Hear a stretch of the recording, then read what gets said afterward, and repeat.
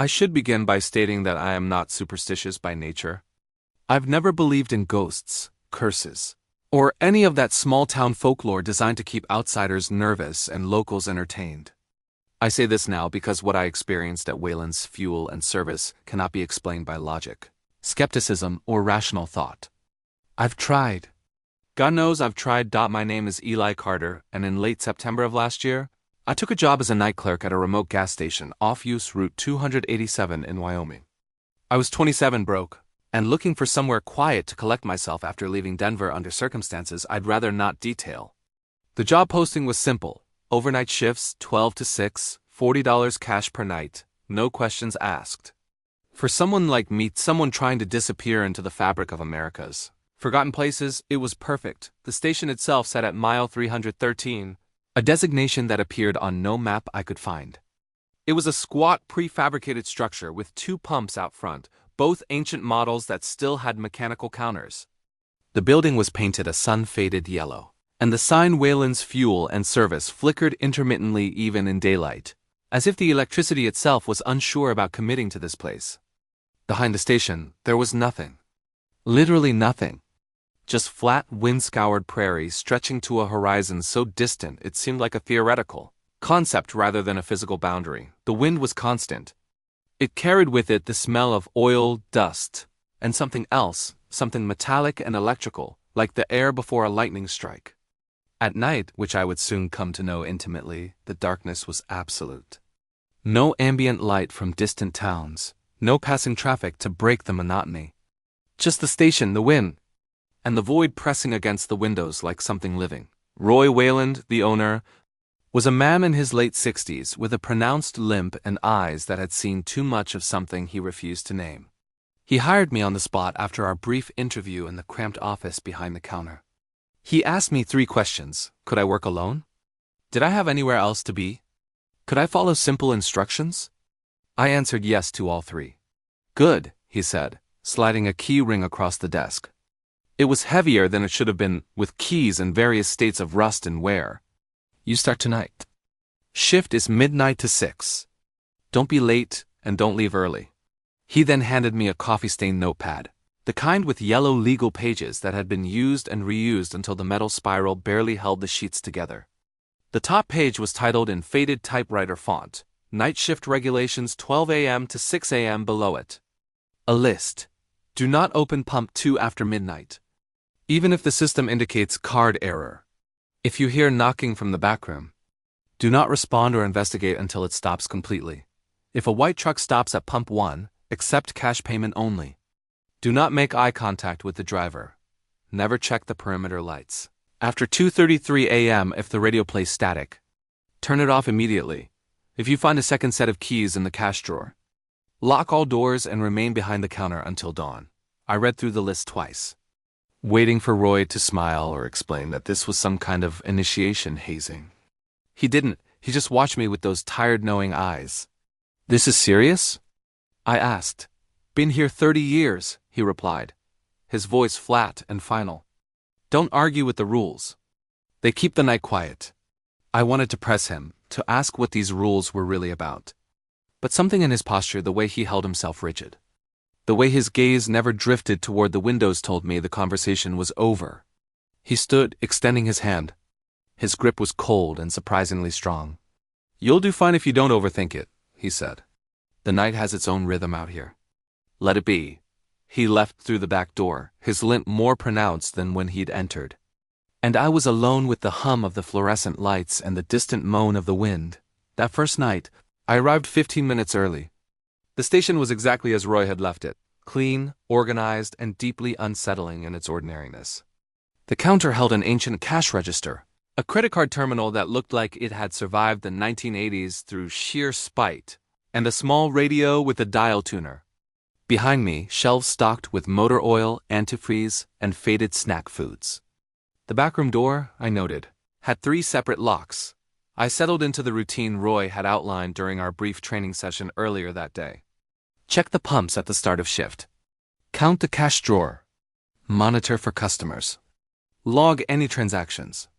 It was simple, methodical work, the kind that should have been boring, but I couldn't shake the feeling of being watched. Not by anyone inside the station, but by the darkness itself. The windows reflected my movements, but sometimes just at the edge of my vision, the reflections seemed to lag, as if they were deciding whether to follow me or do something else entirely. At 1:47 a.m.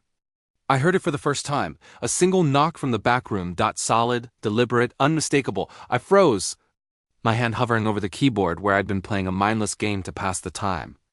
The sound didn't repeat. I waited, counting my heartbeats, watching the locked door with its 3 heavy deadbolts. Rule 2 echoed in my mind: if you hear knocking from the back room, do not respond or investigate until it stops completely. After 5 minutes of silence, I convinced myself it was the building settling, or the wind creating pressure differentials, or any of a dozen rational explanations. I did not investigate. I did not call out. I simply returned to my game, though my hands shook slightly on the keys. The rest of the night passed without incident. When dawn finally broke a thin, gray light that seemed reluctant to reach the station, I felt an overwhelming relief that surprised me with its intensity. Roy arrived at 6:02 a.m., parking his truck with the same careful precision I imagined he'd used for decades. "How was it?" he asked, taking the key ring back. "Quiet," I said. Heard one knock from the back, but it stopped. Something flickered across his face. Not surprise, but recognition. "You followed the rule?" I nodded. "Good," he said, and for the first time I saw something that might have been approval in his expression. "That's good." He didn't elaborate, and I didn't ask. I took my $40 in cash, walked to my car parked beside the station, and drove to the motel 12 miles down the road where I'd rented a room by the week. I slept through the day, dreamless and heavy, and when I woke at dusk, I found myself already dreading the return to mile 313, but I went back. I needed the money, and more than that, I needed to understand what was happening in that station in the middle of nowhere. I told myself it was curiosity. Looking back, I think it was something else. I think, even then, the station had already begun to claim me. That second night would teach me that the rules weren't suggestions. They were survival protocols, written in someone else's blood. The second night began like the first oppressive silence, broken only by the wind and the neurotic buzzing of the fluorescent lights. I'd spent the day researching Wayland's fuel and service, trying to find some history that might explain the rules, but the internet offered nothing. The station existed in a bureaucratic void, appearing on no business registries, no historical records, not even satellite imagery that I could find. It was as if the place had been carefully erased from every database, except physical existence. I arrived at 11:53 p.m., and Roy was waiting by his truck, smoking a cigarette down to the filter. He nodded as I approached, but said nothing, simply handed me the keys and drove off into the darkness. I noticed he never looked back at the station in his rearview mirror. The first hour passed in monotony. I restocked the coffee machine, wiped down the counters, and organized the receipt paper busywork designed to keep my mind occupied and away from the windows. I'd brought a thermos of coffee from the motel, refusing to drink anything that had sat in the station's ancient pot. Small acts of control, I told myself. Ways to maintain normalcy. At 1:07 a.m., the radio came to life. I hadn't turned it on. The dial was set to off, the volume knob at 0, but suddenly the speaker crackled with white static, not the random hiss of dead air between stations, but something rhythmic, pulsing. It synchronized with my heartbeat in a way that made my skin crawl. I could feel it in my chest, that electric hiss, as if the static was coming from inside me rather than the speaker. Rule 5 flashed in my mind. If the radio plays static, turn it off immediately, but it was already off. My hand trembled as I reached for the power cord and yanked it from the wall socket. The static continued for exactly 3 more seconds, then stopped mid-pulse, leaving a silence so complete it felt like pressure against my eardrums. I stood there, breathing hard, staring at the disconnected radio. The rational part of my brain scrambled for explanations: stored electrical charge, some quirk of old electronics, but none of them felt true. The static had been deliberate, intentional. It had been trying to communicate something, or perhaps test something. I was still standing there when headlights swept across the front windows. A vehicle was pulling in, moving slowly, deliberately. Through the glass, I watched as it positioned itself with mechanical precision at pump 1. The lights were high and wide set, the kind that belonged to a truck, and as my eyes adjusted, I saw it clearly: a white pickup, probably mid-90s vintage, With tinted windows so dark I couldn't see inside the cab. The engine continued running. A low, steady rumble I could feel through the floor. The pump activated on its own. The display screen, which had been dark, suddenly illuminated. Ready. Please remove nozzle. But no one got out of the truck. I felt my heart rate accelerate. Felt the weight of Rule 3 settling over me like a physical thing. If a white truck stops at pump 1, accept cash payment only. Do not make eye contact with the driver. I moved to the register, positioning myself where I could see the payment slot but not directly at the truck. In my peripheral vision, I saw movement, the driver's side window lowering, though I couldn't see who or what was inside. The darkness in that cab seemed absolute, as if light simply refused to enter. A hand emerged from the window. It was pale, almost luminescent in the station's lights, with fingers that seemed slightly too long, joints that bent at angles that didn't quite match human anatomy. The hand held a $20 bill, crisp and new, and placed it in the payment slot with careful precision. I forced myself to move. My legs felt disconnected from my body as I approached, keeping my eyes fixed on the counter, on my hands, on anything except that window. I took the bill. It felt normal, paper and ink, nothing supernatural about it, and made change from the drawer. $12.37. I counted it twice, my hands shaking, then slid it through the return slot. The pale hand retrieved the change, fingers moving with that same mechanical deliberation. Then the window rose, and I heard the pump nozzle click into place, though I never saw anyone get out to retrieve it. The pump counter began to spin. Numbers rolled upward, 1.00, 2.00, 3.00, gallons accumulating in a steady, hypnotic progression. I watched, unable to look away now as the total climbed. The truck remained perfectly still, engine running. Nobody visible inside. At 13.00 gallons, everything stopped. The pump clicked off. The nozzle returned to its cradle. I saw it move, hanging in the air for a moment as if held by invisible hands, then settling into place with a metallic clack. The truck's engine cut out. And then, before I could process what I was seeing, the truck was simply gone. Not driving away. Gone. One moment it occupied space at pump 1. Headlights casting long shadows across the concrete. The next moment there was only empty darkness and the soft ping of the pump resetting itself. The display still showed 13.00 gallons. The transaction remained on screen. $13 paid in cash. I stood frozen, staring at the empty pump, my mind trying and failing to construct a rational narrative. The truck couldn't have driven away that quickly. I would have seen it, heard it. But the alternative, that it had simply ceased to exist, was impossible. I forced myself to move, to return to the counter, to log the transaction in the ancient paper ledger Roy had shown me. My handwriting was barely legible. 1:23 a.m., pump 1, $13 cash. As I wrote, I became aware of something in my peripheral vision. Movement in the glass of the refrigerator unit behind the counter, not my reflection. Something else. In the glass, barely visible, I could see the backroom door, the one with 3 locks. And standing in that reflected doorway, though the actual door remained closed and locked, was a figure. Human-shaped but wrong somehow, proportions subtly off, standing perfectly still with arms at its sides. I didn't turn around. Every instinct screamed at me to look directly, to confirm what I was seeing.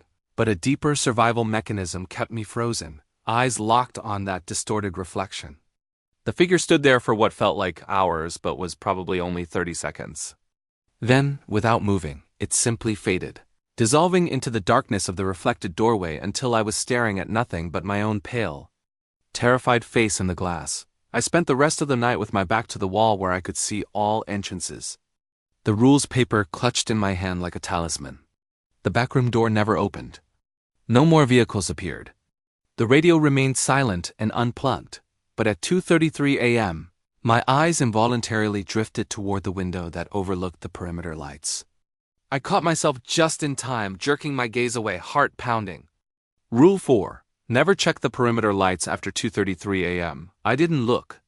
But in the glass reflection of the window, I saw them anyway. The lights were on, which they shouldn't have been. And beneath them, illuminated in that sickly yellow glow, stood shapes. Multiple shapes. Arranged in a perfect line. Facing the station, facing me. I closed my eyes and didn't open them again until I heard Roy's truck pulling in at 6:04 a.m. When dawn finally broke and Roy entered. He took one look at my face and nodded slowly, as if confirming something he'd already known. You saw the truck, he said. It wasn't a question. Yes. You followed the rule? Yes. He nodded again, satisfied. Good, that's the important thing. Following the rules. He paused, studying me with those knowing eyes. You'll get used to it. The night has its patterns. Respect them and you'll be fine. But I could see in his expression that he didn't believe his own words. He looked like a man who'd been telling himself the same lie for 30 years. Hoping that repetition might eventually make it true, I took my $40 and left, driving too fast down the empty highway. Desperate to put distance between myself and mile 313. But even in daylight, even 12 miles away in my motel room with the curtains drawn and the door locked, I couldn't shake the feeling that something from the station had followed me, that night. I dreamed of pale hands counting change, of static that pulsed in rhythm with my heartbeat, of figures standing in perfect lines beneath perimeter lights that shouldn't have been on. When I woke at dusk, I called Roy's number, ready to quit. He didn't answer. Instead, a text message arrived. Third shift starts midnight. Don't be late. Bring someone if you want. Company helps. I stared at that message for a long time. At the phrase, if you want, which somehow felt more ominous than any direct order, against every instinct. I found myself getting ready to return Dot, and this time I wouldn't be going alone. I met Shane Dockery at a truck stop diner about 20 miles south of the station on the afternoon before my third shift. He was sprawled in a booth, working through a plate of eggs and hash browns, his entire presence radiating the kind of confidence that comes from never having experienced real consequences. Roy had mentioned him in passing, a local guy who did odd maintenance work. Painting, repairs, whatever needed doing during daylight hours. Shane was maybe 30. With sun-damaged skin and the kind of smile that suggested he found most things in life vaguely amusing. When I explained that I was looking for company during the night shift, that the isolation was getting to me, he laughed and agreed immediately. $40 for sitting around doing nothing? He was in. I didn't tell him about the rules. I'm not sure why. Maybe I wanted to see if the strangeness would manifest without the expectation. Some part of me still hoping this was all psychological. That Roy's rules had planted suggestions that were blooming into paranoid hallucinations. Or maybe on some level I wasn't ready to acknowledge. I wanted to see what would happen if someone didn't know to be afraid. We arrived together at 11:50 p.m. Roy was waiting, as always, and his eyes narrowed when he saw Shane climbing out of my passenger seat. You bringing help? Roy asked, and there was something warning in his tone. Just company, I said. You mentioned it in your text. Roy studied Shane for a long moment, then nodded slowly. Keep him behind the counter. Don't let him wander. He handed me the keys, his grip lingering a moment longer than necessary. And make sure he understands about the back room.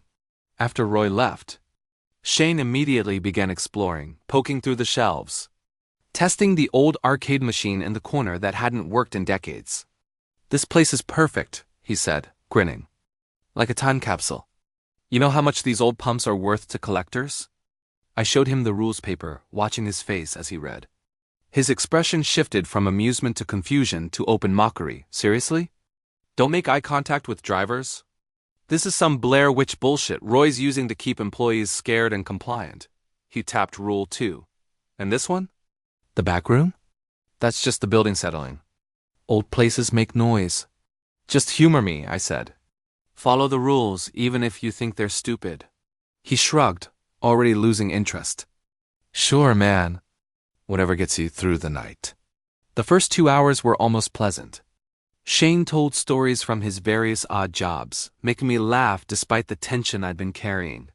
He rated the expired candy bars, declaring them perfectly edible, and attempted to get the ancient arcade machine working with the tools from his truck. The normality of it, of having another person there, of conversation and casual movement, made the station feel less oppressive. At 2:17 a.m.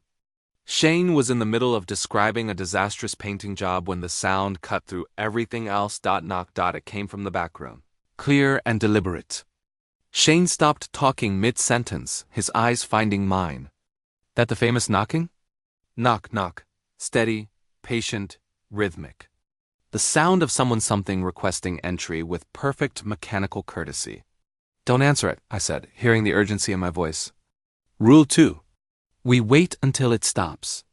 Shane was staring at the backroom door now, his earlier amusement fading into something else. Curiosity, maybe, or the kind of bravado that comes from wanting to prove you're not afraid. Or, he said slowly, we just open it and see what's making the noise? Probably raccoons or some shit. Shane, but he was already standing, grabbing his flashlight from the counter. Relax, I've been in this building a dozen times during the day. The backroom is just supplies. Motor oil, spare parts, old paperwork. Nothing scary about it. The knocking paused, as if whatever was on the other side had heard him and was waiting to see what he'd do. Don't, I said, but the word came out weak, uncertain. Part of me wanted him to open it, wanted the mystery solved. Wanted proof that this was all explainable. Shane crossed to the backroom door, his hand touching the knob.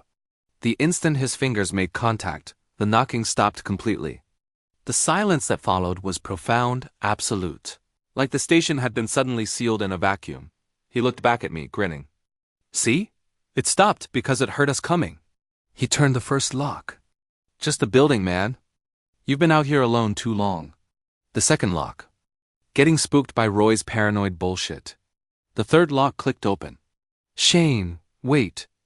He yanked the door wide, flashlight beam cutting into the darkness beyond. For a moment I saw exactly what he described. Shelves lined with supplies. Oil cans, boxes of receipts, the detritus of decades of operation. The beam swept across concrete walls, a water-stained ceiling, nothing unusual. Nothing threatening. Shane turned back to me, triumphant. See? Nothing. Just, from the hallway behind us, from the direction we'd just been standing, came another knock. Identical in rhythm. Identical in tone. But now it was on this side of the door, behind us. In the front area of the station, where nothing existed to knock against. Shane's smile faltered. He spun around, flashlight beam cutting across the empty space. The backroom door swung shut behind him with enormous force. All three locks engaging simultaneously with heavy metallic thunks. Shane's face appeared in the narrow window, set into the door, confusion shifting to panic. Hey! What the hell? He pounded on the door from inside, the sound muffled but frantic. Eli, the handle won't, it's stuck. I lunged forward, grabbing the knob. It was ice cold against my palm, and refused to budge, as if the metal had fused with the frame. Behind the glass, Shane's face was pressed close, his breath fogging the window. There's someone, his eyes went wide, looking at something over his shoulder. Something deeper in the backroom that his flashlight beam hadn't initially reached. Oh fuck, his voice cut off abruptly. Not like he'd stopped talking, but like the sound had been severed mid-syllable, edited out of existence. I could still see him through the window, mouth moving in what might have been screaming, but no sound emerged. His flashlight beam jerked wildly, illuminating nothing but empty shelves and concrete walls and crazy, strobing patterns. Then the light went out. In the darkness beyond the window, I saw movement. Shapes that might have been Shane stumbling backward, or might have been something else. Something moving with the wrong number of limbs, the wrong proportions. The emergency lighting in the back room should have provided some visibility. But the darkness there seemed absolute, impenetrable. Hungry, I threw myself against the door, trying to force it open with my shoulder, pulling on the handle with both hands until my palms bled. The metal remained frozen, immovable. Behind the glass I could see nothing now. Just that terrible darkness and the faint sense of movement within it. Shin! I was shouting, hammering on the door with my fists. Shane, answer me! The darkness behind the windows seemed to press against the glass, as if testing its integrity. For one horrible moment, I thought I saw a face forming in that blackness. Not Shane's face, but something that was trying to arrange itself into a human configuration and failing. Features sliding around like oil on water. Then, with a soft click, the locks disengaged. The door drifted open on silent hinges. The backroom lights were on now, fluorescent tubes buzzing normally, illuminating exactly what should have been there. Shelves, supplies, boxes. Empty. Completely empty. No Shane, no signs of struggle. Just his flashlight, rolling in a slow circle on the concrete floor. Its beam casting lazy arcs across the walls like a dying lighthouse. I stood in the doorway, unable to cross the threshold, my entire body rigid with terror. The back room looked normal, looked safe, but the air that drifted out felt wrong, too cold, too dense. carrying that same metallic scent I'd smelled my first day. That pre-lightning electricity that made my teeth ache. On the far wall just above the lowest shelf, I saw it. A handprint. Smaller than Shane's would have been, with fingers that extended too long, pressed against the concrete and what looked like black oil or tar. The substance gleamed weightily under the lights, reflecting them at impossible angles. I backed away, letting the door swing shut on its own. This time I locked it myself, all 3 locks. My hands shaking so badly I could barely work the mechanisms. The rest of the night stretched out like torture. I sat behind the counter, with my back against the wall, eyes fixed on that backroom door, waiting for it to open again. Waiting for Shane to emerge laughing about some elaborate prank. But the door remained closed, the locks remained engaged, and the silence remained absolute. At 5:47 a.m. As the first gray light began to leak across the horizon, I heard something that made my blood freeze. Shane's voice, muffled but clear, coming from behind the backroom door. "Eli, man, let me out. I don't know what happened, but I'm stuck in here. The door won't open from this side." It sounded exactly like him. Same inflection, same casual tone, as if he'd just been waiting patiently all this time for someone to remember he was there. I didn't answer. I didn't move. I kept my eyes on that door and waited for Roy. When Roy arrived at 6:03 a.m., he took one look at my face, then at the locked backroom door, and his expression hardened into something ancient and resigned. "He opened it," Roy said quietly. I nodded double quotes, and now he's gone. "I hear his voice," I whispered. "He's calling from inside." Roy walked to the door, pressing his ear against it. After a long moment, he shook his head. "That's not him anymore. Might sound like him. Might even believe it's him." But Shane Dockery stopped being Shane the moment that door closed behind him. "What do we do?" "Nothing," Roy said, his voice heavy with old grief. "We don't open that door for 48 hours. After that, we can go in during daylight, and there won't be anything to find." "There never is." He paused, looking at me with something that might have been pity. "You should quit. Walk away. Find another job, another life. This place." He gestured vaguely at the station around us. "It's hungry, always has been. And it's patient." "I heard his voice," I repeated, unable to let it go. "You'll hear it for a few more nights," Roy said. "Calling, pleading, bargaining. Don't listen, don't answer. And whatever you do, don't open that door." He handed me my $40 and waited, while I gathered my things with numb, mechanical movements. As I reached the exit, Roy spoke again. "The rules aren't suggestions, Eli. They're not paranoia or superstition. They're the minimum distance between you and what's waiting out here in the dark. Remember that." I drove back to the motel as the sun climbed higher, but the light felt thin, insufficient. In my rearview mirror, the station remained visible for longer than it should have been, as if distance wasn't working properly, as if mile 313 existed in a geography that didn't obey normal rules. That night, I didn't sleep. I lay in bed listening to the wind and the highway traffic, trying to convince myself that Shane had somehow escaped, that there was a rational explanation, that the handprint on the wall was just old maintenance staining. But I knew better. I'd seen his face in that final moment before the sound cut out. I'd seen what he was looking at in the darkness behind him, and I knew I was going back. Not because I wanted to. Not because I needed the $40, but because something about the station had already begun to change me, to pull me in, to make me understand that leaving wasn't really an option anymore. The rules had been written for a reason, and now it was time to find out why. I didn't return to the station for 3 days. I told myself I was done, that no amount of money was worth what had happened to Shane, that the rational thing was to cut my losses and disappear into some other anonymous job in some other forgotten town. I even packed my bag, loaded my car, drove to the highway entrance with the intention of heading south. But I couldn't do it. Every time I started the engine, I thought about that handprint on the wall, about Shane's face in the darkness, about the questions that had no answers.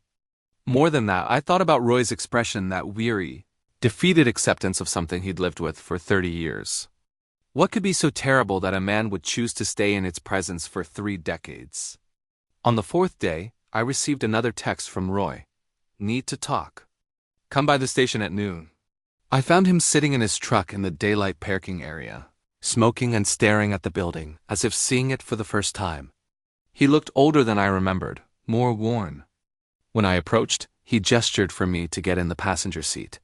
"Shane's parents filed a missing person report," he said without preamble. "Sheriff came by yesterday, asked questions. I told him Shane never showed up for work, haven't seen him. They'll poke around for a few weeks, then move on. They always do, there are others." I asked. Roy took a long drag on his cigarette. "Over the years. Not many. Most people follow the rules once they see what happens when you don't. But there's always someone who thinks they're smarter, who thinks the rules don't apply to them." He flicked ash out the window. "Shane was a good kid. Cocky, but good. I should have told him more, should have made him understand." "Understand what?" Instead of answering, Roy pulled an old leather binder from behind his seat and handed it to me. It was heavy, filled with decades of paper, and the cover was embossed with words almost worn away. Incident log, 1978 to 1992. "Read it," Roy said. "Then decide if you're coming back." I took the binder back to my motel room and spent the afternoon going through it page by page. What I found was a chronicle of impossible events. Documented with the clinical precision of someone trying desperately to maintain rationality in the face of the irrational, the entries were written in different hands, different inks, spanning multiple managerships of the station. Some were brief. June 14, 1979. Pump 2. Activated on its own at 12:17 a.m. Ran for 13 minutes. No vehicle present. Total, $13. Did not attempt to reset the system. Others were more detailed. October 31, 1983. White truck appeared at pump 1. Driver requested cigarettes through payment slot. Against protocols, I looked directly at the window. The cab was empty. Engine was running, but no driver was visible. When I looked away, I could hear breathing from inside the truck. It remained for 47 minutes, then was simply gone. I did not sleep for 3 days afterward. But it was the entries from 1987 that made my hands shake. March 22, 1987. Employee David Torres violated Rule 2, heard knocking. Opened backroom door at 2:47 a.m. Door closed behind him. I maintained watch until dawn. At 5:52 a.m. I heard his voice calling from inside, asking to be let out. Per protocols established by previous management, I did not respond. Locked the back room and left at shift end. When I returned at dusk, the door was open, the room was empty, and there was a handprint on the east wall. The handprint appears to be composed of a substance similar to petroleum, but with different viscosity. It does not evaporate or fade. April 3, 1987. Still hear Torres's voice at night. It calls from different locations now, sometimes the back room, sometimes from outside near pump 2, sometimes from inside the walls. It knows things only the real Torres would know. It remembers conversations we had, details about his family, his dreams. But it's not him. I know it's not him. I must remember it's not him. April 15, 1987. The voice stopped. I checked the back room during daylight. Found Torres's wedding ring on the floor, along with his wallet and keys. No other trace. The handprint on the wall now has fingers that extend approximately 11 inches. Human hands do not extend 11 inches. There were photographs tucked between some of the pages.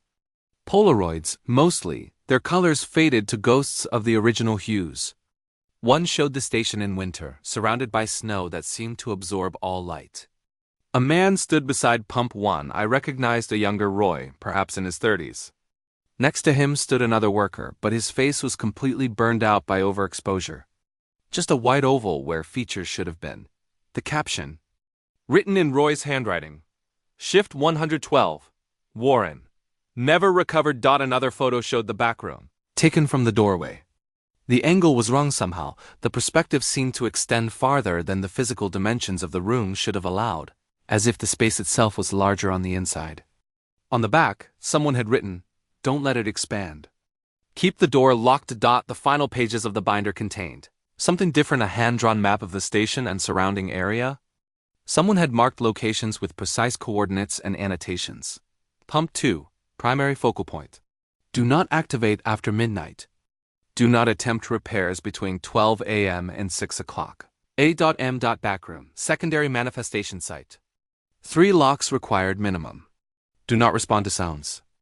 Do not investigate missing persons. Perimeter lights, north array. Active observation post. Do not view after 2:33 a.m. Recommend avoiding windows facing north entirely during that period. Highway. Mile 313. Accident site. September 17, 1978. Tanker explosion. 9 casualties.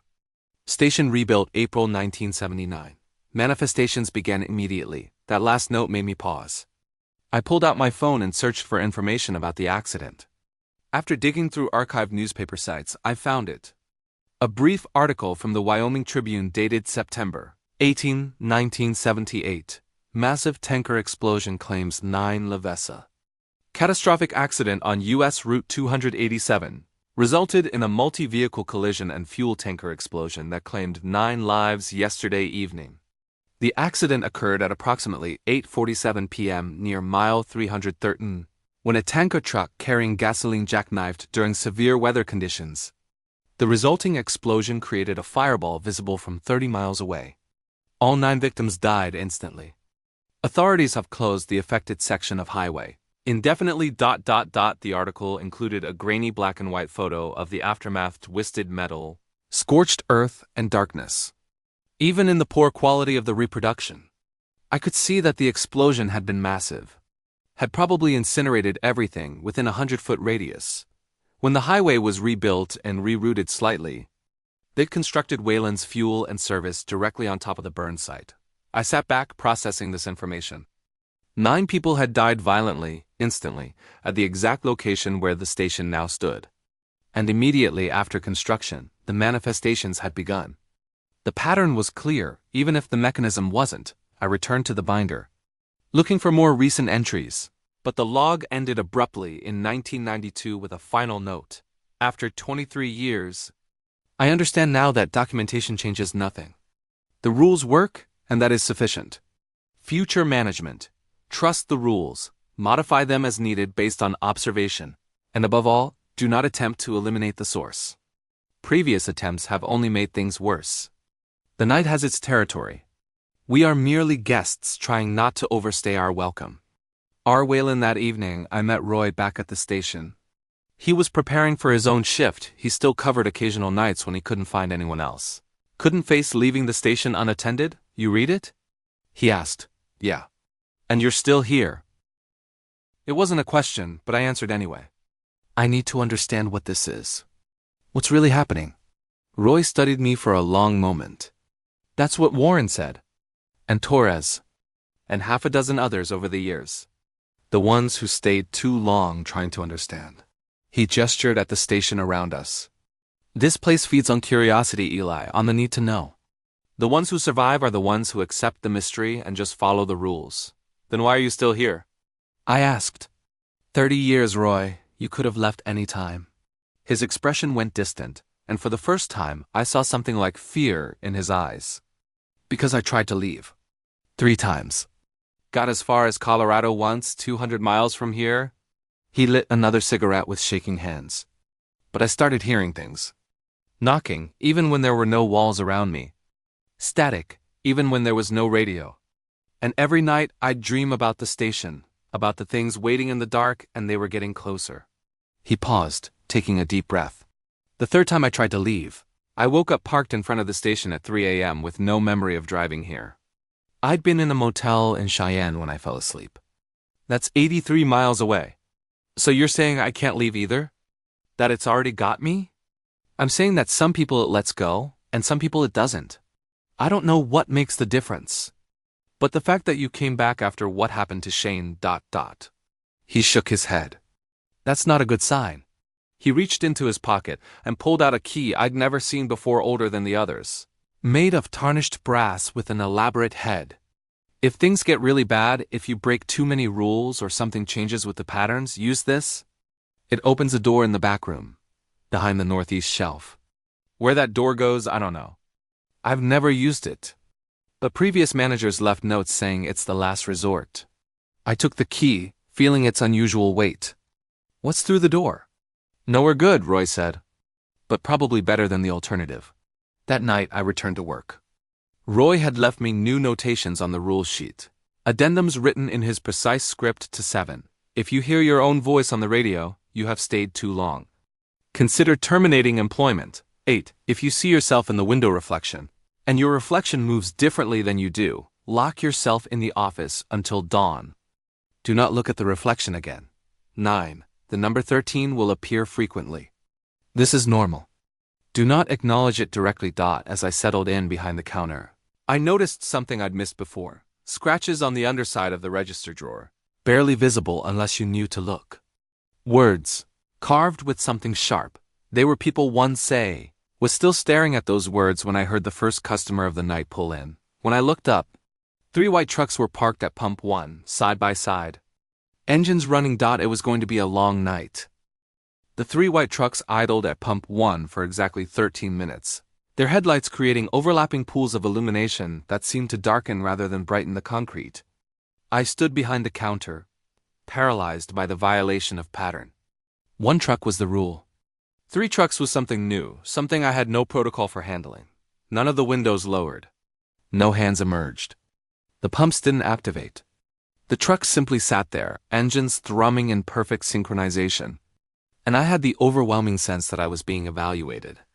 Measured against some criteria I couldn't begin to understand. At 1:37 a.m., they vanished simultaneously, leaving only the smell of exhaust and that electrical pre-storm scent that now seemed to permanently inhabit the air around the station. I made it through the rest of the shift by keeping busy, by refusing to look at windows or listen too carefully to the building's settling sounds. When Roy arrived at dawn, I was sitting on the floor behind the counter, the old brass key clutched in my hand, though I had no memory of taking it out of my pocket. Roy took one look at the scene, my position, the key, my expression, and said, "Tell me." I described the 3 trucks. His face paled. "That's new," he said quietly. "That hasn't happened before. Not in my time, not in the logs. What does it mean?" "It means things are changing." He helped me to my feet, his grip surprisingly strong. "It means we need to talk. Really talk. No more half-truths or careful omissions." He locked the doors, all of them, including the emergency exit, and made coffee on the ancient machine. We sat in the small back office, surrounded by decades of paperwork and the mechanical hum of the refrigeration units. And Roy told me everything. "The explosion in 1978, he began, killed 9 people. But that's not the whole story. The tanker driver survived for about 6 hours. I read the EMT reports years later through a friend who owed me a favor. The driver kept saying the same thing, over and over. They wouldn't let me stop. They kept standing in the road. I tried to avoid them, but they kept appearing." Roy sipped his coffee, his hands wrapped around the mug for warmth despite the summer heat outside. The investigators thought he was hallucinating from his injuries. But 3 other drivers called 911 that night, all reporting the same thing. Figures standing on Route 287 between miles 312 and 314. Men, women, children standing perfectly still in the middle of the road, forcing vehicles to swerve. What were they? I don't know. No one does. But here's what I learned from the old manager, the one who hired me in 1983. This stretch of road has been wrong for a long time. Longer than the explosion. There are accident reports going back to the 1950s when the highway was first built. Always in the same area. Always between midnight and dawn. And always with drivers reporting people standing in the road. He pulled out a folder I hadn't seen in the binder, filled with photocopied police reports. Look at the dates. September 12, 1957, March 3, 1962, December 28, 1971, all multiples of 13 days apart when you calculate them out. The explosion in 78 was just the biggest incident, but it wasn't the first, and it won't be the last. I scanned through the reports, seeing the pattern he'd described. Different officers, different witnesses, but the same core details. Figures in the road, accidents that seemed almost orchestrated. Victims who disappeared or died in ways that the reports struggled to explain within standard frameworks. The station, Roy continued, was built specifically to manage the phenomenon. That's why it's here, why it's positioned exactly where it is. Someone, somewhere, in some government office or corporate hierarchy, understands what's happening on this stretch of highway. The station is a containment mechanism. Containment of what? Something that exists in the space between things. Between midnight and dawn. Between the living and the dead. Between the road and whatever lies beside it. He set down his mug, his expression haunted. The old manager called it the threshold, said this place sits right on the boundary. The rules aren't about protecting us from something out there. They're about keeping something from coming all the way through. I thought about the white trucks, the figures under the perimeter lights, Shane's voice calling from the back room. Through from where? I don't know. Somewhere that used to hold the people who died here. Somewhere that still holds them, or their echoes, or whatever they've become. Roy's voice dropped to barely above a whisper. But I've learned something over 30 years. The manifestations follow patterns because they're trapped in patterns. The rules work because we're reinforcing the boundary, maintaining the separation. Every time we follow the protocols, we're essentially telling reality, this is how things work here, and reality agrees just enough to keep the threshold closed. But what happens if the rules stop working? If the patterns change, then the boundary breaks down, and what's on the other side comes through completely. He met my eyes, and I saw genuine terror there. I've seen it start to happen twice, once in 1989, and again in 2003, both times. Someone violated multiple rules in a single night, not out of ignorance, but deliberately as a kind of experiment. What happened? The first time, my predecessor managed to reset the boundary by performing a ritual he'd found in even older notes.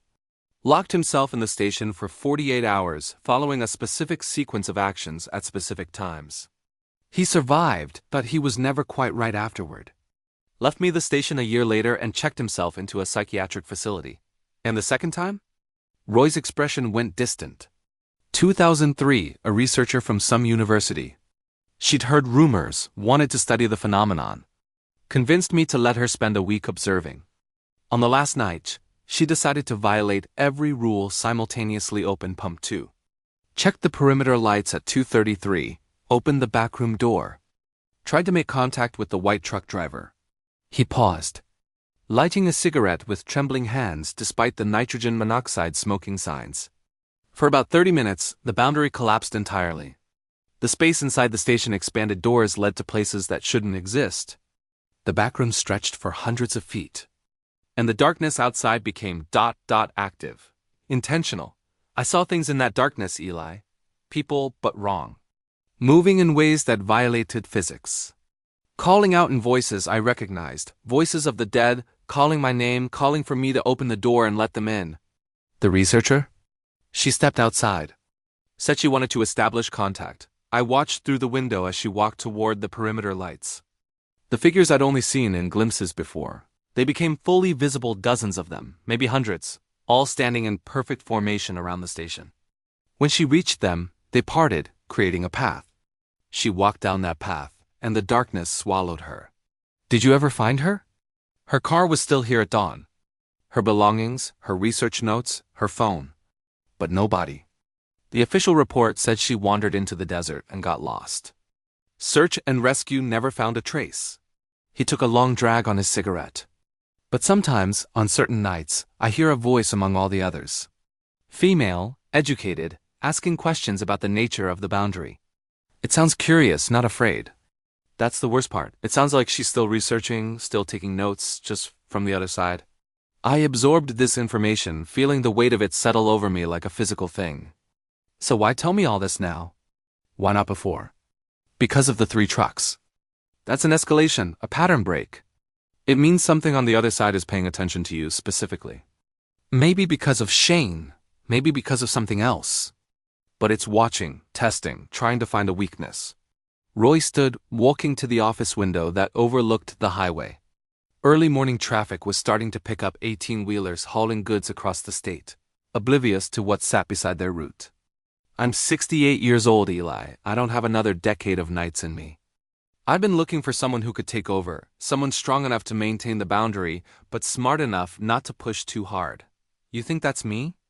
I think you're the first person who's come back after seeing what happened to Shane. That shows either incredible courage or incredible stupidity. And either way, it's what this job requires. He turned back to face me. But you need to understand what you're committing to. This isn't just a job. It's a responsibility. Maybe a sentence. Once you're in deep enough, like I am, leaving becomes difficult. The boundary starts to blur. You start to exist partially on both sides. What does that mean? He pulled up his sleeve, revealing his left forearm. In the dim office light, I could see marks, dozens of them, like old scars but darker, arranged in patterns that hurt to look at directly. These appeared about 10 years ago. They're not injuries. They're more like dot signatures, proof that I've been marked by what lives on the other side. They don't hurt, they don't spread, but they're always there, reminding me that I'm not entirely human anymore. Not entirely part of the normal world. I stared at the marks, feeling a chill that had nothing to do with the temperature. Is that what happens if I stay? Maybe, maybe not.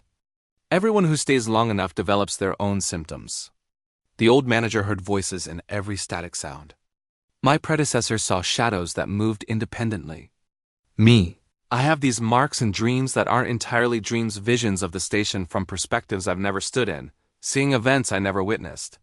He rolled his sleeve back down. But we all share one thing. We can't imagine leaving. Not because we don't want to, but because something fundamental inside us has changed. We've become part of the boundary itself. The morning sun was fully up now, light streaming through the windows, making the station look almost normal. But I could see past that illusion now, could sense the wrongness that lurked beneath the everyday facade. I need to think about this, I said. Take your time. You have until tonight. After that, Roy shrugged. After that, you either come back and commit, or you don't come back at all. Because the 3 trucks appearing means you're already on the threshold yourself, already partially visible to what's on the other side. If you abandon the station now, they'll follow you. Maybe not immediately, maybe not obviously, but they'll find ways to reach you. He handed me my $40 and the key ring. Whatever you decide, I respect it. But know this, the rules weren't made to punish us. They were made to save us. And sometimes following them is the only mercy we have left. I drove back to the motel in bright daylight. Past normal people living normal lives. And I felt the distance between their world and mine growing with every mile. Roy's words echoed in my mind. You're already on the threshold yourself. That night I had my first vision. I dreamed I was standing outside the station, looking in through the windows at myself behind the counter. My reflection self was following the rules perfectly. Methodically, but its movements were slightly wrong, too precise. Too calculated, as if someone or something was learning to mimic human behavior by studying me around the station. In the darkness beyond the lights, figures stood watching. Not hostile, not threatening. Just watching with infinite patience. Waiting for the moment when the rules would fail, when the boundary would crack. When they could finally come inside. I woke at dusk, showered, dressed, and drove back to mile 313. Roy was waiting. And when he saw me pull in, he nodded once satisfied, resigned, welcoming me to whatever fraternity of the damned existed among those who chose to tend the threshold. Let's go over the new protocols, he said, pulling out a fresh sheet of paper. After what happened with Shane and the 3 trucks, we need to update the rules. The boundary is shifting, and we need to shift with it. As he wrote, I looked out at Pump 2 at the backroom door with its 3 locks. At the perimeter lights that I now knew not to check after 2:33. A M somewhere on the other side of that threshold. Shane was still calling, and I was beginning to understand that one day, it might be my voice future clerks would hear echoing from the darkness. But tonight, I would follow the rules.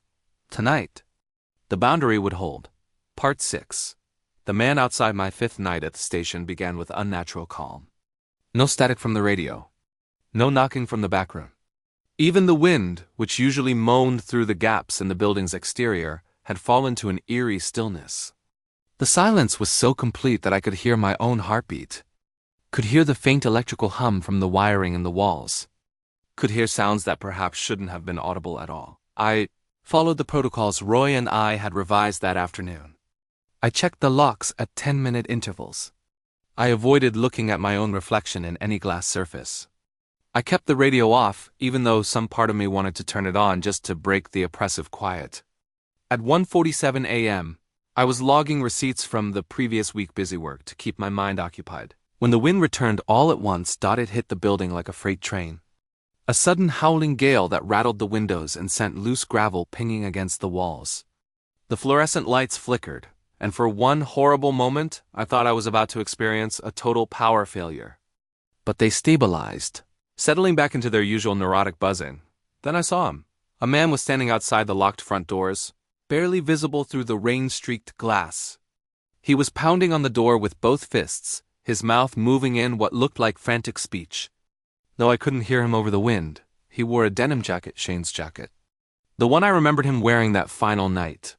His hair was plastered to his skull by rain, his face pale and desperate in the harsh glare of the exterior lights. My body moved before my brain caught up. I was halfway across the floor, keys in hand, before Roy's warnings crashed back into my consciousness. It tries to add new workers. It mimics. It learns. I froze, studying the figure more carefully. He was still pounding, still yelling, and now I could make out words. Please! There's been an accident. My wife, she's trapped in the truck. You have to help, please. The same words. Exactly the same inflection. He finished the plea and immediately started again. Please! There's been an accident. My wife, like a recording. Like something that had captured speech but didn't understand how conversation actually worked. I backed away from the door, my heart hammering. The figure's eyes tracked me, and that was when I noticed something wrong with the pupils. They were slightly too large, dilated in a way that didn't match the bright lights. And they didn't seem to reflect light properly, instead absorbing it like black holes. Please, the figure repeated, and now it was knocking with that specific rhythm. Knock, knock. The same pattern that had come from the back room before. Shane opened the door. I retreated behind the counter, forcing myself not to look directly at the door, not to engage with the thing pretending to be human. In my peripheral vision, I could see it was still there, still performing its loop of desperate pleading. But something about its movements seemed to be degrading, becoming less natural with each repetition. Then I made a critical mistake. I glanced at the reflection in the refrigerator glass, just a quick look to confirm the figure's position without engaging directly. But what I saw in that reflection stopped my breath. The man outside was pounding on the door and yelling his script. But in the reflection, his mouth wasn't moving. His arms weren't moving. He was simply standing still, perfectly motionless, while his physical form performed its desperate pantomime. Worse, in the reflection, I could see what stood behind him in the darkness. Figures. Dozens of them. Arranged in concentric circles around the station, all facing inward. All perfectly still. All wearing clothes from different eras, work uniforms from the 70s, business suits from the 90s, highway patrol uniforms that looked decades old, and in the very center of that circle, closest to the building, I saw myself. Not a reflection, another me. Wearing the same clothes, with the same posture, but with that same wrong quality the figure at the door possessed. It was studying the building with calculated interest, as if taking notes, as if learning how to be me more effectively. I jerked my gaze away from the reflection, my breath coming in short gasps. Roy's warning echoed in my mind. If you see yourself in the window, turn off the lights. Don't move until dawn. I lunged for the main breaker box, my hands shaking so badly I could barely work the switches. The interior lights died, plunging the station into darkness, broken only by the pale glow of emergency exit signs and the external lights that illuminated the pumps. In that new darkness, I heard the knocking stop. The sudden silence was somehow worse than the sound had been. I crouched behind the counter, making myself small, and waited. Minutes crawled by. The wind continued its assault on the building, but underneath it, I heard new sounds, footsteps on the pavement outside, circling the station. Not the heavy boots of a single person, but multiple footfalls, light and synchronized, like a group moving in formation. They were testing the perimeter, I realized. Checking doors, windows, any potential entrance point. I heard the back door handle rattle. The emergency exit's push bar clicked as something pressed against it from outside. The supply room's external vent cover scraped against its frame. They were patient, methodical, not frantic like a person in genuine distress would be, but calculated, as if following a checklist. Then came the voices. Eli, my mother's voice, calling from outside near pump 2. She'd been dead for 6 years. Eli, honey, I'm lost. Can you help me find my way? Carter! My old supervisor from Denver, the one whose recommendation I'd forged. You left without finishing the job. You need to come out here and finish what you started, please. Shane's voice now, from the direction of the backroom's external wall. I'm still here, man. I'm trapped. You have to let me in. You have to open the door. Every voice was perfect. Not close perfect. They had captured the exact timbre, the exact cadence, the exact way these people formed words. But they were all saying things that made no sense. Non sequiturs and emotional appeals that didn't quite work. As if the intelligence behind them understood language but not context, I pressed my hands over my ears, trying to block them out, but the voices penetrated anyway, seeming to vibrate through the building itself. They continued for what felt like hours, cycling through everyone I'd ever known. Everyone whose voice might trigger an emotional response strong enough to make me open a door. At 2:32 a.m. They stopped. Complete silence fell again. And I knew with horrible certainty that I had exactly 1 minute before 2:33. Before the time when checking the perimeter lights would show me something I couldn't unsee. I kept my eyes fixed on the floor, on my hands. On anything except the windows. 2:33 came and passed. The lights outside flickered once, twice, then stabilized. I could feel something looking at me through the windows. Could sense a tension like a physical weight pressing against the glass. Every instinct screamed at me to look, to confirm what was there. To understand what I was dealing with, I didn't look. At 2:47 a.m. I heard the static start not from the radio, which was off, but from everywhere at once. From the walls, from the ceiling, from the very air. It built in volume and complexity, becoming almost musical in its patterns. And underneath it, barely audible, I heard something that might have been words in a language that predated English. Predated any human language. The static was trying to communicate. I grabbed the paper Roy had given me. The revised rules, and read them by the faint light of my phone. 10. If the static comes from everywhere, it means the boundary is thinning. Recite the following. This station closes at 6 a.m. All customers must conduct their business before dawn. No exceptions. My voice shook as I spoke the words aloud, feeling foolish and terrified in equal measure. But as I completed the recitation, the static faded, diminishing from everywhere at once until it was just a faint background hiss. Then nothing. The immediate crisis passed. But I could still feel them outside, waiting, patient. They had time, infinite time, and I was confined to a 6-hour shift that felt like it might never end. At 3:15 a.m. The figure at the front door, the one that looked like Shane, finally moved away. It didn't walk. It simply stopped being at the door and started being near pump 1 instead, as if it had skipped the intervening space. It stood there, back turned to the station, and remained motionless. One by one, the other figures I'd seen in the reflection retreated as well, fading back into the darkness beyond the lights. But they didn't leave. I knew they were still there, just outside the visible range, watching and waiting for any rule violation. Any crack in the protocols that would allow them to come inside. The version of myself I'd seen in the reflection was the last to leave. It stood at the edge of the light, facing the station. And even though I wasn't looking directly at it, I could feel its gaze. Could sense it studying me with an intelligence that was vast and cold and utterly inhuman. Then it raised one hand in a gesture. That might have been a wave, or might have been something else. A promise.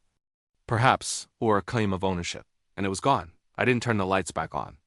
I sat in the darkness behind the counter, watching the hours crawl by on my phone's display. And I understood something fundamental. The rules weren't keeping something out. They were keeping me in, maintaining my humanity, preventing me from accepting the invitation that was being extended every night, because part of me, a growing, terrible part, wanted to open that door. Wanted to walk out into the darkness and finally understand. Wanted to join the figures in their patient vigil and stop being afraid. That was how it claimed people, I realized. Not through violence or force, but through offering an end to uncertainty, an answer to every question, a place in something larger than human comprehension. At 5:52 a.m., the wind died again. The first gray light of false dawn appeared on the horizon, and I knew I'd survived another night. Roy arrived at 6:07 a.m., and the look he gave me when he saw my face told me everything I needed to know. He'd survived nights like this too. Many of them. You kept the lights off, he said. It wasn't a question. I nodded, not trusting my voice. And you didn't look. Another nod. Good. He gripped my shoulder briefly. That's the hardest part, resisting the need to understand. Most people who break the rules do it because they can't accept not knowing. But some things, he trailed off, looking toward the windows where morning light was finally truly arriving. Some things are worse when you understand them. He handed me my $40, and I saw that his hands bore new marks. The dark patterns had spread slightly, creeping toward his wrists. It's getting stronger, he said, following my gaze. The boundary is definitely thinning. What happened last night, the coordinated assault, the mimicry, the static from everywhere, that's new. That's escalation. What do we do? We hold the line, Roy said simply. We follow the rules. We adapt them as needed, and we hold the line. Because if this boundary fails, if what's been contained here spreads, he shook his head. Every highway would become like Route 287. Every rest stop would become like this station. The threshold would expand until there was nowhere left that was entirely real. I drove back to the motel as the sun climbed higher, but even in full daylight I felt their presence. Not the figures themselves, but their attention, tracking me like a spotlight I couldn't escape. They knew where I lived now. They knew my patterns, my routines, my weaknesses. The boundary between their world and mine was thinning for them too. That night, when I returned to the station, I found something new waiting on the counter, a Polaroid photograph. The edges slightly burned as if it had been exposed to heat. The image showed me, sleeping in my motel room, taken from an impossible angle from above, looking down through a ceiling that shouldn't have been transparent, on the back, in handwriting that looked like my own but wasn't. Soon. The photograph sat on the counter between Roy and me like evidence at a crime scene. Neither of us wanted to touch it, as if handling it might establish some new connection, strengthen some link that was already far too strong. This has never happened before, Roy said, his voice carefully controlled. The manifestations have always stayed at the station. They've never followed anyone home. Never shown evidence of surveillance outside the boundary. What does it mean? He picked up the photo by its very edge, studied it with the careful attention of someone analyzing a document that might explode. It means the rules are changing faster than we can adapt, or ... He set it down, his expression troubled. Or you become important to whatever is on the other side. A person of interest. Because of Shane? Maybe. Or maybe because you keep coming back. Most people who see what you've seen, they run. The ones who don't run either break completely or... He gestured at himself. They become like me. Part of the mechanism. But you're different. You're still fighting it, still trying to understand it, but you're not running. That combination, that resilience plus curiosity, might be exactly what it's been waiting for. He pulled out the revised rules and began writing new additions in his precise script. 11. If you find photographs you did not take, burn them immediately. Do not study them. Do not keep them. The images create connections. 12. If manifestations follow you away from the station, return immediately. The boundary can only protect you here. 13. If you feel observed during daylight hours, ignore the sensation. Acknowledgement strengthens the observation. As he wrote. I noticed his hands were trembling more than usual. And the dark marks on his forearms had definitely spread. They now extended past his wrists, creeping toward his fingers like ivy consuming a wall. Roy, are you okay? He followed my gaze to his hands and laughed, a sound without humor. No, but I haven't been okay for a long time. He set down the pen. The marks are accelerating. Usually they grow maybe an inch per year. But in the last month they've advanced 6 inches. Something is definitely changing with the boundary. Should you see a doctor? Doctors can't help with this. I tried years ago. Medical tests show nothing, no cellular abnormalities, no foreign substances. These marks exist in a space that medical science can't access. He rolled his sleeves down, covering the evidence. But I'm not telling you this to scare you. I'm telling you so you understand what you're really signing up for. This job isn't temporary. It's not something you do for a few months and then move on. The station marks you, changes you, and once that process starts, there's no reversing it. Then why do it at all? Why not just let the place sit empty? Roy's expression went distant. We tried that. Back in '94, the owner at the time decided to close the station. Said the insurance costs were too high, the location too remote. Left it abandoned for 3 months. He pulled out another folder I hadn't seen before. This one marked Incident 94C. Inside were police reports, news clippings, and photographs. Within 2 weeks, accidents started occurring every night on this stretch of highway. Not just one or two dozens. Cars swerving for no reason, drivers reporting figures in the road. Vehicles found abandoned with engines running and no sign of the occupants. By week 3, the state police were calling it a cursed highway, talking about closing the entire route. He pointed to a particular photograph and overhead shot of a pileup involving 7 vehicles. This happened at mile 313, right in front of the empty station. 13 casualties, all occurring between 2:33 and 2:47 a.m. after this. The state government quietly mandated that the station must remain operational 24 hours a day, with at least one person on duty at all times. So we're not really working for Roy's Gas and Service. We're working for what? The government?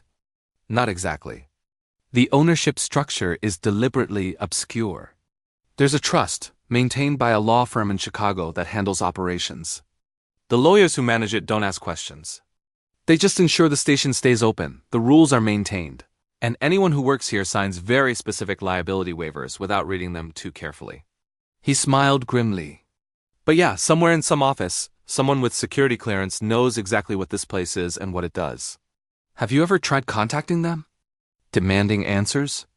Once, got as far as a phone call with a man who wouldn't give me his real name. He listened to my questions, then said something I'll never forget. Mr. Wayland, you're performing an essential service for national security. The less you understand about why, the longer you'll survive to continue performing it. Stop asking questions. Then he hung up. Roy stood, moving to the window that overlooked the highway. Early evening traffic was light, a few trucks, the occasional car, people traveling through without knowing what lay beside their route. So we maintain the boundary, we follow the rules, and we don't ask too many questions about the why. Because whatever is on the other side of that threshold, someone decided 30 years ago that containing it here is better than letting it spread. I absorbed this, feeling the weight of institutional conspiracy settling over the personal horror. This wasn't just a haunted gas station. It was a deliberate installation and maintained quarantine, with rules developed through trial and error and written in the blood of people like Shane, like Warren, like Torres. What about tonight? I asked. What should I expect? Roy's expression hardened. The worst. The photograph, the marks accelerating, the pattern breaks, it all points to a crisis point. Something is building toward a critical moment, and tonight might be it. He pulled out the old brass key, the one that supposedly opened a door to nowhere good. Keep this in your pocket at all times. If things get really bad, if the rules completely fail, if the boundary collapses entirely, use it. That door in the back room is the last resort, the final protocol when everything else breaks down. Where does it go? I don't know. But every previous manager left notes saying the same thing. Use the brass door only when the alternative is joining them. So whatever is behind that door, it's apparently preferable to becoming one of the figures in the darkness. He gripped my shoulder, his marked hand heavy. Listen to me, Eli, you can still leave. You can still get in your car, drive to another state, try to outrun this. Maybe it'll follow you, maybe it won't. But at least you'll be trying to escape instead of deliberately staying in the center of the storm. Would you leave? If you could do it over? He considered this for a long moment. No, because someone has to hold the line. Someone has to maintain the boundary. And if that someone is me, then at least I know it's being done right. He released my shoulder. But I'm an old man who's already lost most of his humanity. You're young, you have a life ahead of you. Don't throw it away out of pride or curiosity. I thought about the photograph, about the figures watching my motel room, about the version of myself that stood in the darkness, studying how to replace me. Roy was right, I could run. But I'd seen what happened to people who ran with half measures, who stayed long enough to be marked, but not long enough to learn the full truth. I'm staying, I said. For tonight, at least. I need to see this through. Roy nodded, something like respect in his eyes. Then let's go over the emergency protocols one more time. Because when the boundary collapses, if it collapses, you'll have maybe 60 seconds to react before things get irrevocable. We spent the next hour reviewing procedures I prayed I'd never need to use. The sequence for manually sealing the building. The radio frequency to use for emergency transmission. The specific phrases to recite that previous managers had found effective in temporarily reinforcing the boundary. At 11:30 p.m., Roy left. Before getting in his truck, he turned back to me. Eli? If I don't see you tomorrow morning, I want you to know you did your best. Whatever happens tonight, it's not your fault. The boundary was always going to fail eventually. Maybe tonight's the night, maybe not. But if it is...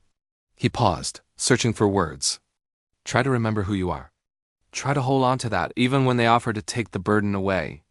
Then he drove off, and I was alone with the station, the coming darkness, and the rules that were about to be tested to their absolute limit. The night began at 12:01, a meal with a sound I'd never heard before, all the locks on the station engaging simultaneously. The front door, the back door, the emergency exit. Even the supply room door, every lock clicked shut with mechanical precision, sealing me inside. I hadn't touched them. Then pump 2 activated on its own. The display screen glowing in the darkness. Ready. Please remove nozzle. The fluorescent lights began to strobe, cycling through regular operation and darkness in a pattern that felt almost like Morse code. The radio, still unplugged, began emitting static that rose and fell in waves.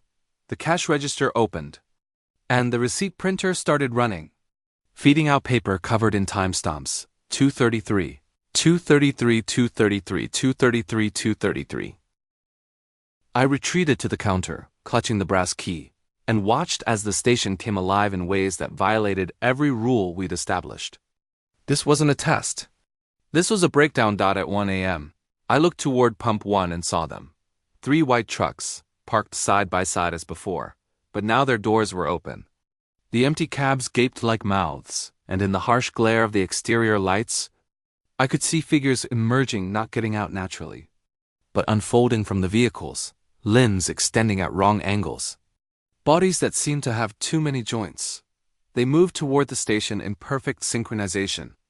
And I realized with horror that I recognized their faces. Shane, Warren from the old photograph, Torres from the '87 incident.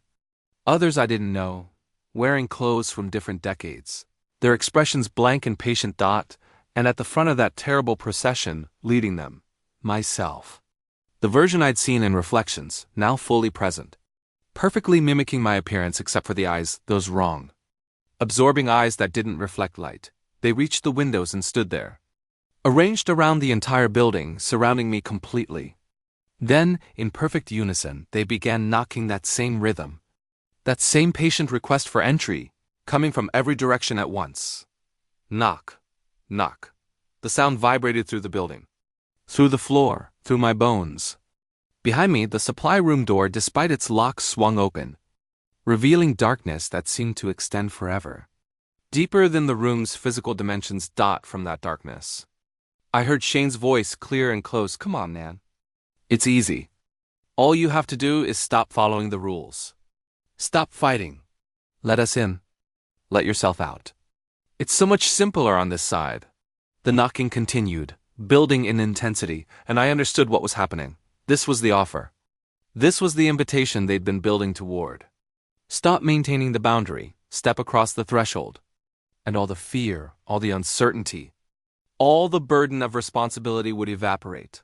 I looked at the brass key in my hand, at the supply room door hanging open, at the darkness that promised answers and an end to questions.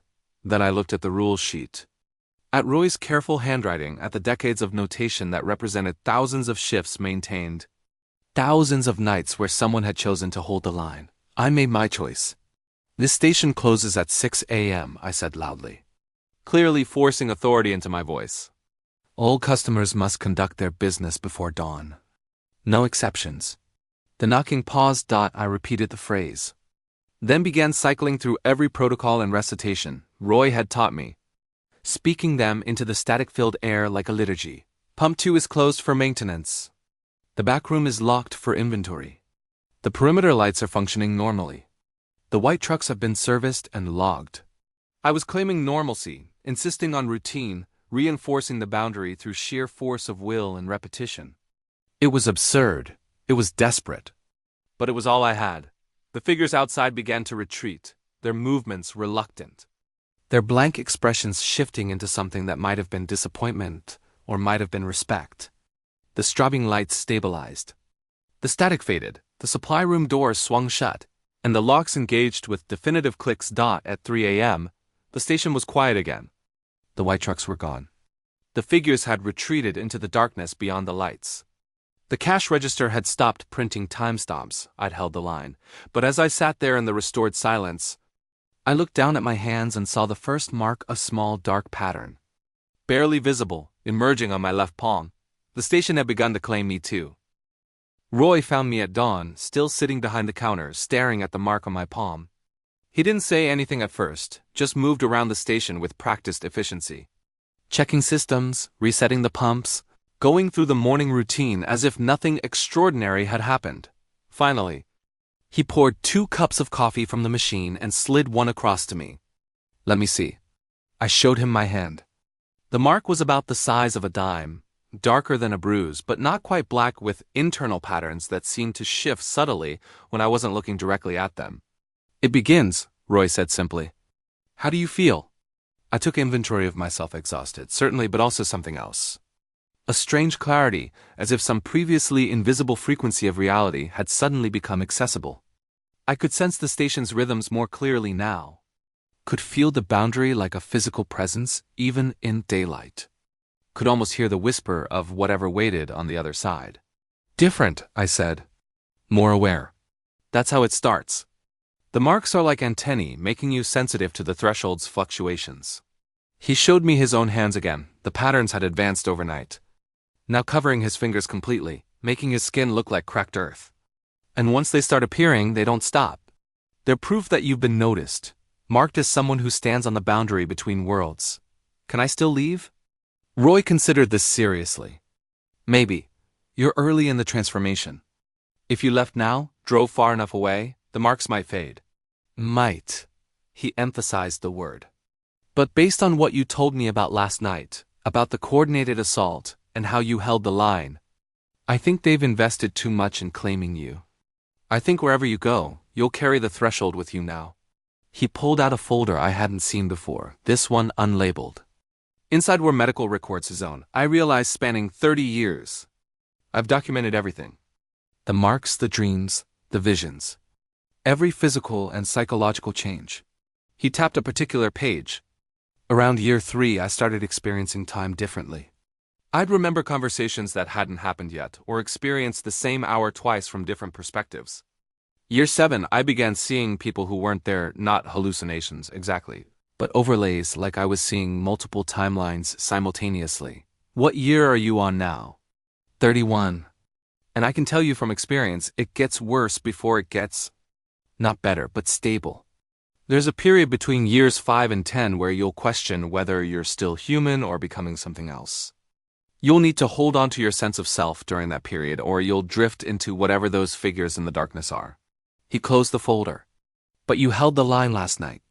You faced the complete breakdown of the protocols, and you reasserted them through sheer insistence.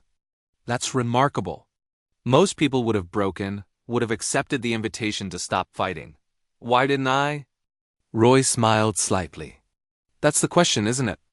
I think it's because you understand something fundamental. The rules aren't arbitrary restrictions. They're the last defense of human rationality against something that operates outside rational frameworks.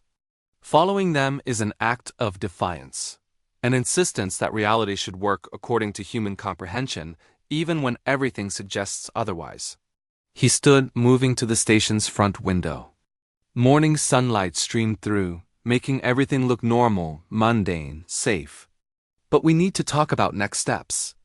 The assault you experienced last night was unprecedented in its coordination and intensity. That suggests whatever is on the other side is preparing for something, a final push, maybe, or a test of whether the boundary can hold under sustained pressure. What do? We adapt. We create new protocols, we reinforce the existing ones, and we prepare for the possibility that the boundary might fail entirely despite our best efforts. He turned back to me. And we need to consider succession planning. I'm 68, I'm marked to the point where I'm barely human anymore, and I might not have another 5 years of shifts in me. If you're committed to this, truly committed, then I need to teach you everything I know before I can anymore. Over the following week, Roy began my real education. We met every day at the station during daylight hours when the manifestations were dormant. And he taught me the hidden knowledge that previous managers had accumulated. The location of every ward and sigil hidden in the station's structure, symbols carved into support beams, phrases written in marker inside electrical panels, objects buried beneath the foundation that served as anchors for the boundary. The full history of the site, including incidents that had never been properly documented, deaths that were attributed to natural causes but were anything but, and the names of the 9 people who died in the original explosion, whose echoes might be the core of what haunted this place. The emergency protocols that went beyond the basic rules, sequences of actions to perform if the boundary collapsed entirely, ways to temporarily reinforce it through ritual and repetition, and the final resort, the brass door in the back room.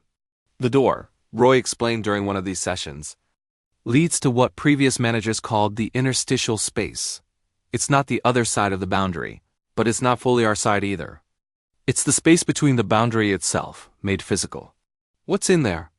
I don't know. No one who's used it has come back to write a report. But the instructions left by previous managers suggest it's a one-way journey. You enter when staying in our world means being taken by them. And you hope that whatever exists in the interstitial space is preferable to that fate. He showed me the door itself during one afternoon visit, hidden behind the northeast shelf in the back room. It was barely visible, more a seam in the wall than a proper door, with a brass keyhole so tarnished it looked like a natural discoloration. If you use this, Roy said seriously, you'll be abandoning the station. The boundary will fail, and everything I've worked for 30 years to contain will spread. So this is truly the last resort, to be used only when the alternative is losing your humanity entirely. Have you ever been tempted? Every night for 30 years, he admitted. But I'm too stubborn, or too afraid, or too committed. Take your pick. My shifts during that week were relatively quiet, a few minor manifestations, the standard protocols holding. But I could feel the tension building, could sense something gathering in the darkness beyond the lights. The mark on my palm had grown, spreading toward my wrist. And I'd started having dreams that weren't quite dreams, visions of the station from impossible perspectives. Memories that belonged to people I'd never met. A growing awareness of the vast patience that characterized whatever waited on the other side. On the 8th day, I arrived for my shift and found Roy's truck parked outside, but Roy wasn't in the building. The keys were on the counter along with a note. Eli had to leave unexpectedly. Family emergency, of sorts. You're ready for tonight. Trust your instincts. Follow the rules. Remember, you're not fighting them. You're maintaining the boundary between their world and ours. There's a difference. Ari tried calling his cell phone, no answer. The number went straight to voicemail, and I realized with a cold feeling that I'd never actually heard Roy's phone ring in all the time I'd known him. The shift began normally enough. I ran through the protocols, checked the systems, settled into the routine. But at 2:17 a.m., I heard a vehicle approach and looked up to see a truck pulling in, not white. Not one of the manifestations, but a standard pickup that looked entirely normal. An older woman got out, moving stiffly, and entered the station. She had Roy's eyes. You're Eli, she said. It wasn't a question. Roy told me about you. Said you were holding up well, considering. She glanced around the station with an expression of deep familiarity and deeper sorrow. I'm Margaret. Roy's sister. Where is he? Home, dying, probably. She said it matter-of-factly, without drama. The mark spread to his face 2 days ago. When they reach the brainstem, that's usually the end. The person doesn't die exactly, but they stop being who they were. Roy checked himself into hospice yesterday. Asked me to come tell you in person. I felt like I'd been punched. We have protocols to maintain. Succession planning. He taught you everything you need to know, Margaret interrupted gently. And he chose you specifically because he thought you could handle this. Was he right? I looked at the mark on my hand, thought about the figures in the darkness, about Shane and Torres and Warren and all the others who'd been claimed by the threshold. Then I thought about Roy's 31 years of service, his commitment to holding the line against something that never stopped testing for weaknesses. I don't know, I admitted. But I'll try. Margaret nodded. That's all anyone can do. She pulled out an envelope and set it on the counter. Roy's final instructions. He said to give you these if things got worse or if he couldn't continue. Open them when you're ready, not before. She left without ceremony. And I was alone again with the station, the darkness, and the growing awareness that I was now the primary guardian of a boundary. I still didn't fully understand. The rest of that shift was quiet, but I could feel them watching with renewed interest. The primary obstacle, Roy, with his decades of experience and nearly complete transformation, was gone. Now there was only me, marked but still largely human, trying to maintain protocols I'd learned in a matter of weeks. At dawn, I opened Roy's envelope. Inside was a single page of instructions, written in his precise hand. Eli, if you're reading this, I'm either dead or transformed past the point of human function. Either way, the station is yours now. A few final notes. 1. The trust in Chicago will continue depositing money for station operations. Use it to keep the place running. They don't care how. They just care that it stays open. 2. You'll need to hire help eventually. Choose carefully. Most people can't handle the truth. 3. The marks will continue spreading. When they reach your neck, you'll have about 6 months before you need to consider your own succession plan. 4. Don't try to solve the mystery. Don't dig too deep into what caused this or how to end it. Better people than us have tried and failed. Just maintain the boundary and try to keep your humanity. 5. The brass door is always there if you need it. But remember, using it means abandoning the post. Only you can decide if that price is acceptable. You did good, kid. Better than most. I think you'll hold the line longer than I did. Just remember, you're not alone. Every night clerk who's ever worked this station, everyone who stood against the darkness, we're all part of the same long fight. You're continuing something important, even if no one outside this place will ever know it. Good luck. Roy Wayland. I sat behind the counter as the morning traffic picked up, holding that letter, feeling the weight of Roy's legacy settling onto my shoulders like a physical thing. The mark on my hand seemed to pulse in time with my heartbeat. That evening, as I prepared for my shift, I looked at myself in the mirror and barely recognized my reflection. My eyes had developed that same quality I'd first noticed in Roy, that look of someone who'd seen too much, who existed partially in multiple worlds simultaneously. The station was waiting. The figures in the darkness were waiting. The boundary between their reality and ours was a fence I was now responsible for maintaining. Night after night, following rules written in blood and experience, I didn't know how long I could hold out. I didn't know if I'd eventually join the figures in the darkness or flee through the brass door, or find some third option that Roy had never discovered, but I knew that tonight, I would clock in. I would follow the protocols. I would maintain the boundary, because someone had to, because the alternative was unthinkable, because this was my station now. 3 months after Roy's departure, I settled into a routine that might have looked like normalcy to an outside observer. I arrived at 11:50 p.m., ran through the opening protocols, managed the night's manifestations according to the established rules, and left at dawn. The marks continued spreading. They'd reached my elbow by week 6, my shoulder by week 10, but I'd learned to hide them under long sleeves and treat them as just another aspect of the job. The station remained profitable, in its way. The trust in Chicago deposited money regularly. Occasional customers stopped for gas during legitimate hours, truckers mostly. People who knew the route and knew not to ask questions about why the station felt wrong. I served them with practiced efficiency, took their money, and they left quickly, as if some instinct told them not to linger. But the night shifts were mine alone, and the manifestations had established a new pattern. The figures no longer tested the boundaries as aggressively. Instead, they watched a patient, evaluating observation that suggested they were waiting for something specific. The white trucks still appeared, but less frequently. The knocking from the back room became almost routine, a nightly occurrence I'd learned to ignore. I was becoming like Roy. I could feel it in how I moved through the station, in how I'd memorized every creak and shadow, and how I'd started thinking of the building as mine in a possessive, protective way that went beyond employment. And I'd learned something Roy perhaps hadn't fully articulated. The station wasn't just containing the manifestations, it was containing me, shaping me, transforming me into something that could exist on the boundary without completely crossing over. On the 93rd day, I made a decision. I placed a help wanted ad in the regional newspaper and on several job sites. Night clerk needed. Remote location, quiet environment. $40 cash per night, 12 a.m. - 6 a.m. shift. Ability to follow detailed instructions required. Apply in person. The first applicants arrived the following week. Most took one look at the station, felt the wrongness of the place, and left without even filling out the application. A few stayed long enough to ask questions but departed when I showed them the rules sheet, laughing nervously about eccentric management. But on the 12th day of interviewing, someone different arrived. His name was Marcus Cole, 32. With the carefully neutral expression of someone who'd seen rough things and learned not to react. He read through the rules twice, asked clarifying questions that demonstrated he was actually processing them. And when I explained that following the protocols was non-negotiable, he simply nodded. I've worked security in some weird places, he said. Hospital psych wards, corporate buildings with ND is about what happens after hours. A government installation I'm not allowed to name. This, he gestured at the rules.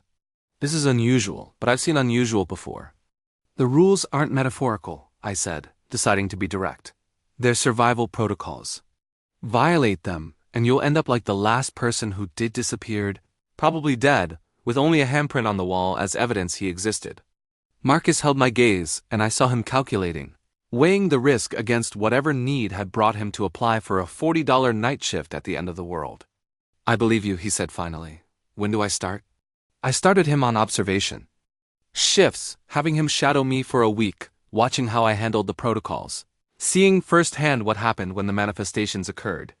He handled it better than Shane had, with a kind of professional detachment that suggested he was categorizing the phenomena rather than being terrified by them. On his 5th night, the white truck appeared. Marcus watched through the window as I processed the transaction according to protocol, never making eye contact, following the ritual precisely. When the truck vanished, he nodded slowly. Quantum tunnel effect, he said, or localized space-time discontinuity. Or something. I don't know the physics, but I understand that the rules work, and that's sufficient. Roy used to say something similar, I replied, and felt a pang of loss for the old man I'd known for such a brief time. By the end of his 2nd week, Marcus was ready to take solo shifts. I gave him the keys. The updated rules sheet, I'd added 3 new protocols based on recent observations, and Roy's warning, the station will mark you. Once it does, leaving becomes complicated. If you're going to quit, quit now. Marcus looked at his hands and my partially marked arms at the station around us. I'm not a quitter, he said simply. And someone needs to do this. Might as well be me. He survived his first solo shift without incident. And his second. By his 3rd week, I saw the first small mark appearing on his palm. The station's way of claiming him as it had claimed me. As it had claimed Roy, as it had claimed everyone who stayed long enough to matter, with Marcus handling. Some of the night shifts, I had time to explore the station more thoroughly. In the old office files, I found documentation going back further than Roy's. Binder handwritten logs from the 1960s when the original highway existed, notes about strange occurrences at mile 313 that predated the explosion by decades. The boundary had always been there, I realized. The explosion hadn't created it, it had simply made it stronger, more active. 9 lives lost in an instant of violence and fire. That kind of trauma had torn the boundary wide open, and the station had been built as a mechanism to control the bleeding. In my 4th month at the station, I received an unexpected visitor during a day shift. A woman in her 40s, wearing a generic business suit, carrying a briefcase with no identifying logos.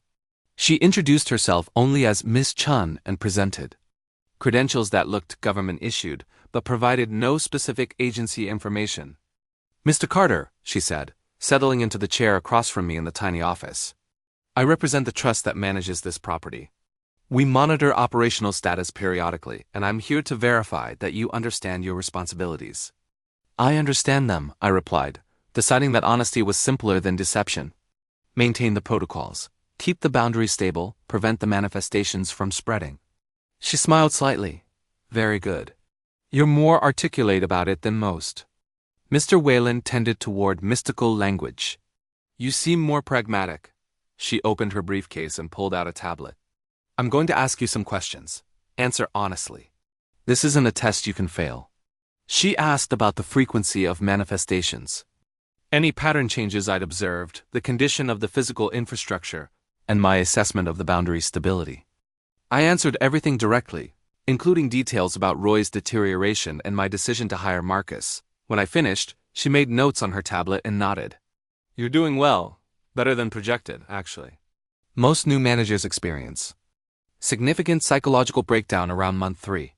You seem adapted. The marks help, I said, showing her my arms. They make the boundary more tangible, easier to work with. Yes, about those. She leaned forward, studying the patterns with clinical interest. You understand that you're undergoing a permanent transformation? That even if you left tomorrow, you'd never be fully human again? I've accepted that. Good, because the trust has a proposal. She pulled out a document of formal contract. We'd like to hire you as permanent site manager with an increased salary and benefits package. You'd be responsible for maintaining operations, training new personnel, and reporting quarterly on boundary status. In exchange, we provide medical monitoring, psychological support, and legal protection from any consequences that might arise from unusual incidents. I read through the contract carefully. The salary was substantial, far more than $40 per shift. The benefits included healthcare that wouldn't ask questions about the marks, liability coverage for any workplace accidents, and a trust fund that would activate if I became incapacitated in the line of duty. It was a deal with the devil, wrapped in corporate language and legal jargon. What happens if I decline? I asked. Miss Chun shrugged. You continue as you are. We continue the current arrangement. But understand that formalization provides protections that informal employment doesn't. If something goes wrong, if the boundary fails catastrophically, if someone dies on your shift, having official status means the trust handles the fallout rather than you personally facing consequences. I thought about Shane, about how easily his disappearance had been explained away, about Torres and Warren and all the others who'd vanished without official acknowledgement. The contract was offering to make me complicit in a system that had been covering up supernatural violations for decades. But it was also offering me resources to do the job better, to maintain the boundary more effectively, to potentially prevent future losses. I'll sign, I said. But I want authorization to hire additional personnel as needed, and I want access to the full historical records, not just what's kept at the station, but everything the trust has about this location. Miss Chun smiled. Authorized. You'll receive secure access credentials within 48 hours. She produced a pen. Sign here, and initial here. I signed, feeling the weight of commitment settle over me like a physical thing. I was no longer just a night clerk following rules I didn't fully understand. I was now officially the guardian of Mile 313, employed by shadowy authorities to maintain a boundary between worlds. That night, as I prepared for my shift, I updated the rule sheet one final time, adding a notation at the bottom, addendum by E. Carter, Site Manager. These rules were written in blood and experience by those who came before. They will be maintained and updated by those who come after. The boundary must hold.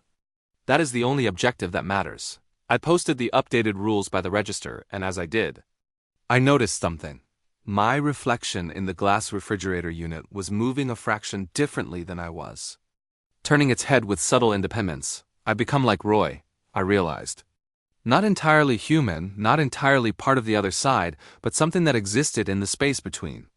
The marks that covered my arms and crept toward my neck weren't just transforming my body, they were transforming my fundamental nature, making me into something that could serve as a living anchor for the boundary. I accepted this with the same pragmatic calm I'd learned from Roy. At midnight, Marcus arrived for his shift, and I briefed him on the new arrangements.